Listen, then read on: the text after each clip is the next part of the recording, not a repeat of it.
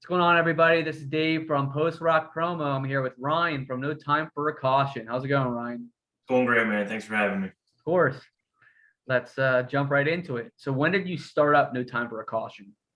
It was February this past year.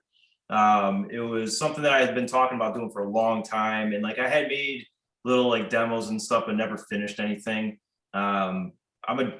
Start over. I'm a drummer first and foremost, so that's been my focus for the past 25 years. And I bought a guitar years ago and was kind of putzing around with it, but got really frustrated and I put it away. And then I just kept saying that I wanted to write an album. And then my wife one day was just like, "Stop saying it and just do it."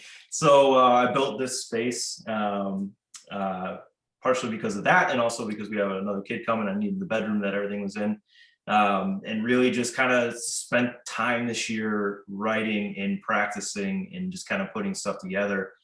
And it's been a fun process. We released. I say we because my buddy Lars, who lives out in California, helped me with the mixing and kind of giving me some, because he's a much better guitarist, and he re-recorded all my bass parts because I couldn't play it clean enough. I wrote most of them, but he kind of tied it all together. And we were working together and just re-released this, the EP back in, was at the end of November.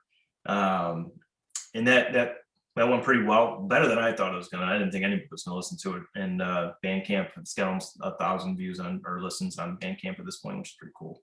And now we're working on, I was doing 2 more EPs, but we're gonna combine them at this point and make it into one LP that's about, I think it's 11 tracks at this point.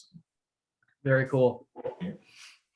So you dropped a song in January, July 23rd. How's the response been? It's been interesting. So I've had that. That was what I wrote when I first bought my guitar a decade ago. And it's been sitting in my computer forever. And it's, actually transfer computers at this point.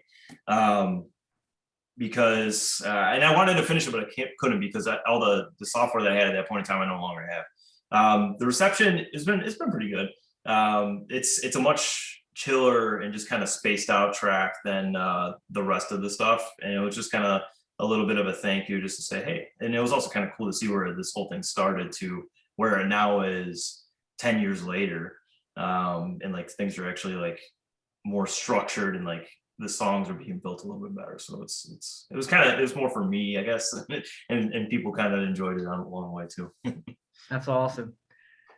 So who'd you record it with and how was the process? Myself and my buddy Lars out in California. A lot of it is late nights down in this room, and just kind of farting around on a guitar and finding a succession of notes that sounds like it actually is being played by someone that knows what they're doing, and then building a lot of stuff around it. I've gotten, now the process is a little bit more legit. I'm able to, kind of come up with an idea in my head and being able to translate that to the guitar. And then, so I'll flesh stuff out as much as possible before I need, some help, because he writes all the bass parts at this point. And then I have another friend that's helping flesh out some guitar parts as well. His name's Jeremy. So I'll get the songs to a point where I'm like, all right, I need some input on, what else you guys are hearing or anything that I should, remove. They take it from there, then they send it back to me and we kind of mix and edit from there. And then Lars masters it after everything's solidified. So it's a lot of file sharing, which is sorcery. I don't understand how I can send whole GarageBand files to someone across the United States in a matter of minutes and them show up and actually work. I don't understand how that works. But it's amazing, and it's how a lot of stuff's being done nowadays. It's pretty cool. Very cool. So who are your biggest influences? If you're gonna ask that, as a drummer, Mute Math, maybe She Will, and This Will Destroy You kind of encompasses a lot of stuff for me, guitar wise and drum wise. Like their self-titled album is one of the most important albums in my life. But as a drummer, like I think that's one of the different things about this project for me is that like with a lot of post rock at times, there's not always groove to it, and my drumming style has a lot of groove and feel. So it's something that I feel that I'm bringing that's a little bit different than what people might normally hear. Um, and Lars says I have a swing to my playing a little bit, and I like, honestly, I love playing to rap and hip hop. As a drummer, I think that's some of the most fun stuff. It gives, the great thing about that is there's space. I listen to a lot of heavier stuff too, but there's not a lot of room for like, improvising or, kind of putting your own, twist to it, because a lot of it is very synchronized and very much to that click, and it is full to the brim with rhythms already. So there's not much, like if you change up a rhythm on a metal track, it's not going to work with the rest of the track because everything is synced in on that rhythm. Whereas with like with hip hop or rap or like Math, have you ever listened to Math? No. Check them out. It's I think they're from New Orleans. I don't believe they're active anymore, but they have, it's a rock style that is just very they improvise a lot. Like watch a track of them playing live. They're nuts. They're insane. But it's got a lot of groove and feel to it. And I don't know. That's just something that I was always gravitated to. So post rock is interesting because sometimes there's not that there. It's very spaced out. Obviously, it's very long spanses of time, and as a drummer, sometimes we don't handle those things very well.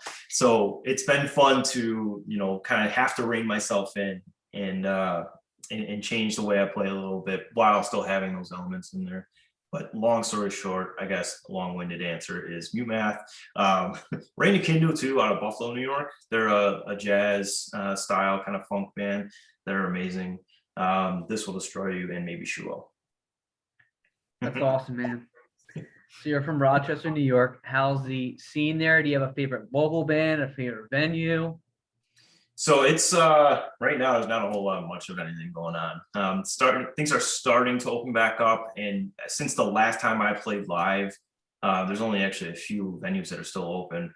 One of them being the Montage, which has been around for probably the longest point, I think, at this time, that and the Bug Jar. But it's a really, I haven't played live locally in a long time, but it's pretty close knit. There's a lot of talented people around here. I mean, you can say that about pretty much anywhere, but it's great thing about where we are in New York is that, Buffalo, Syracuse are all an hour away. So those scenes can be intertwined and kind of, you get some really nice things coming out of it, and can get some good support and get some good fan bases rolling from there. So like Joy Wave, I don't know if you've heard of them. I've heard of them. But they came out of Rochester. And it's been fun to kind of watch them grow, and like kind of at this point, they're probably the biggest band that's come out of here in a while. I know that they're on the NHL game that I've been playing recently. But yeah, I think it's good. I'm looking forward to things opening back up, and hopefully, we get some outside concerts this year and get some people out there and just listen to some good music. Cool. So now I'm going to ask you some non-music questions. It's a good way for me to get to know you. I did this with the other bands I interviewed. Are you ready? I hope so. First one, favorite season? Fall.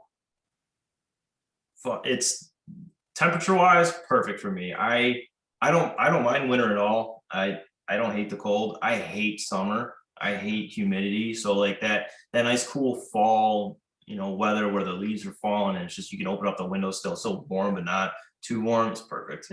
You're the opposite of me. I can't do humidity, man. Can't do it. Favorite color? Purple. Any studio I've ever had has had the color purple in it. I don't know, it's something about it. It inspires me to create. It looks cool. Would you rather have a house in the mountains or on the beach? Beach. 100%. I love the ocean. You and me both. Yeah, again, as far as just I know that some people are afraid of going in it. I like looking at it, and I like going a little bit into it. I don't want to go too far out into it, but I enjoy the looks of it, the feel of it, and just the sound. The sound of it, just there's nothing really like it. Favorite movie?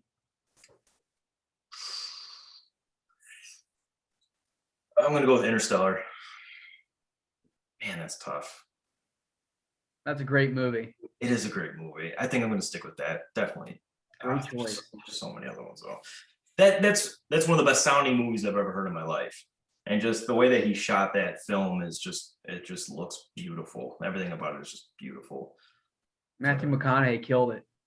Right? Like it's not someone that I usually like gravitate towards when it comes to like, actors, but I think that he played that role very well. And everybody else around him, I mean, Matt Damon at the end, like, it's a small role, but he killed it. Like I hate Matt Damon. Like he's such a dick. And it's because of that movie. I wasn't expecting him to show up. That was a little bit of a surprise. Yeah, and so I have this thing about with movies is anything that I know that I'm interested in seeing, I will not watch any previews for. I will not. And I will, so it's funny, back when you could go to the movies is when we went to the movies with me and my wife, she would go in and would text me when all the previews were done because I don't want to see any of them because there'd be something in there that I would actually want to see, and they ruined it. So I want to know nothing going into these things, and I just remember it's Nolan too, so you just know what you're getting. You're gonna get something that's really interesting to watch, and that one just happened to be super interesting and super amazing too. If you had $1 million, what would you buy first?